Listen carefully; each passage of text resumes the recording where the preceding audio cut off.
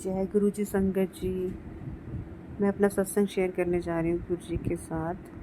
2023 9 नवंबर का जो मेरा गुरु जी ने बर्थडे जो है वो लुधियाना में सेलिब्रेट कराया था और बहुत ही सुंदर वहाँ लुधियाना की संगत के साथ मेरा बर्थडे सेलिब्रेट हुआ।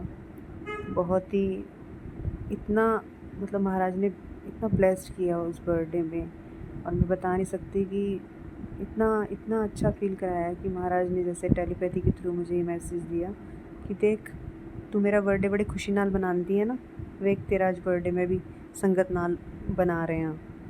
इतना मतलब इतना खुश हुआ कि मैं अपने आँख के आंसू भी ना रोक पाई वहाँ पे, मतलब अपने इमोशंस को नहीं रोक पाई महाराज के आगे। इतनी खुशी के वो आंसू थे मेरे कि मैं बता नहीं सकती। और वो बर्थडे तो मैं ज़िंदगी ताउम्र जब तक मैं हूँ तब तक मैं याद रखूँगी अपने जन्म में, क्योंकि शुक्राना गुरु जी, आपने मेरा बर्थडे जो है वो इतना स्पेशल फील कराया मुझे।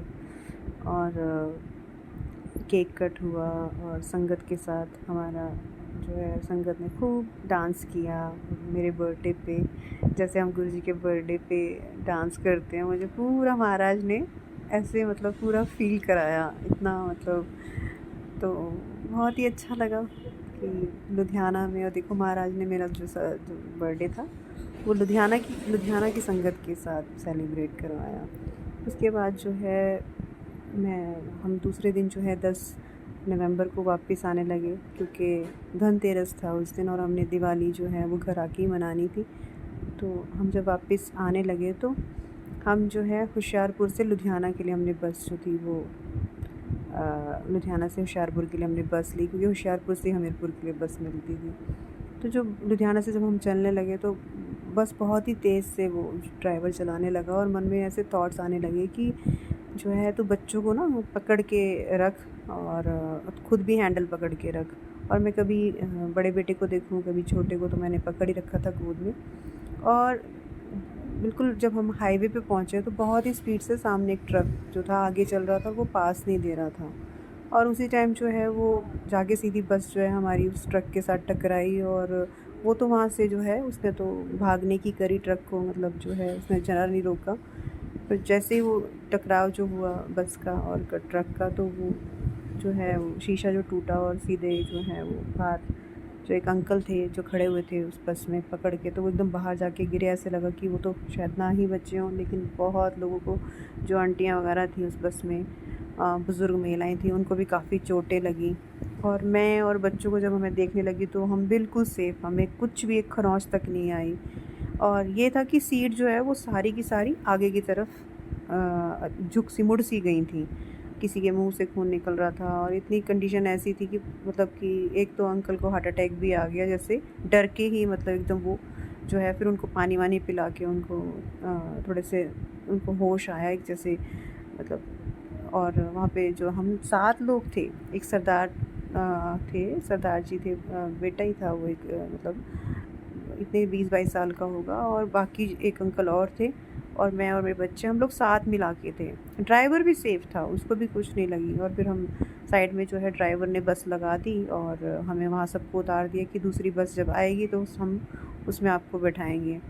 और तब जब हम बस से वहाँ बैठे तो मेरे मन में क्या चलने लगा कि गुरुजी आज तो मतलब आपने जो है पता नहीं कितने बड़ी मतलब संकट से बचाया, नहीं तो कुछ भी हो सकता था। और सबसे बड़ी अच्छी बात ये रही कि किसी को कुछ नहीं हुआ, सब सेफ थे।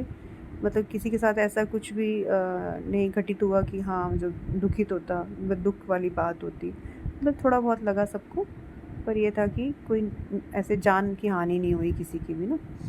फिर जो है उसके बाद मुझे डर लगने लगा कि हम कैसे जो हैं महाराज, कैसे अब आप घर आपने ही पहुँचाना है, मतलब बच्चों को मेरे को जो है वो आपने ही मतलब जो है हमें पहुँचाना है।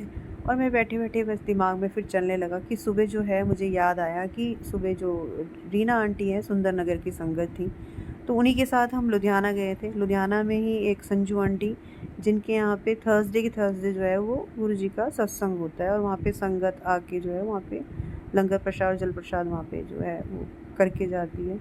तो वीरवार को ही मेरा बर्थडे पड़ा था 9 नवंबर को, तो जब हम वापस आने लगे तो वो अपनी सुंदरनगर के लिए बस में बैठी थी और हम लोग हमीरपुर के लिए अलग रवाना हुए। तब पता चला कि उन्होंने बोला कि वो जैसे बस में चढ़ने लगी तो उनको एक कॉइन मिला और मुझे वो बताया उन्होंने फ़ोन पे। तो मैंने कहा अच्छा आपको धनतेरस वाले दिन कॉइन मिला? तो मैं मन-मन में सोचूँ गुरुजी आपने मुझे तो ऐसा कुछ दिया नहीं।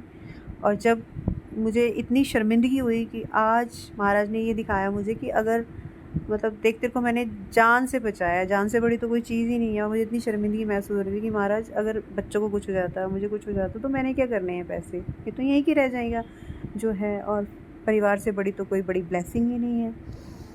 तो महाराज ने हमें इतना प्रोटेक्ट किया, एक खरोंच तक नहीं आई।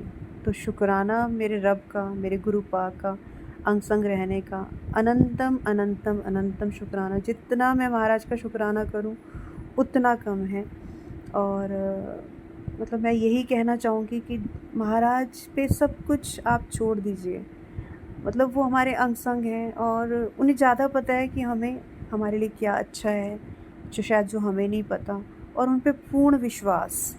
और हमेशा मैंने एक ही चीज़ आपको बताई और समझी है कि सब्र, एक मुस्कुराना और एक सब्र जो महाराज ने बख्शा है, जो महाराज की इस रज़ा में रहेगा वो अपने आप ही सब कुछ पा लेगा। तो मैं अपनी वाणी को यहीं विराम देती हूँ। जय गुरु जी, शुक्राना गुरु जी, बेअंत बेअंत शुक्राना मेरे गुरुपाद जी।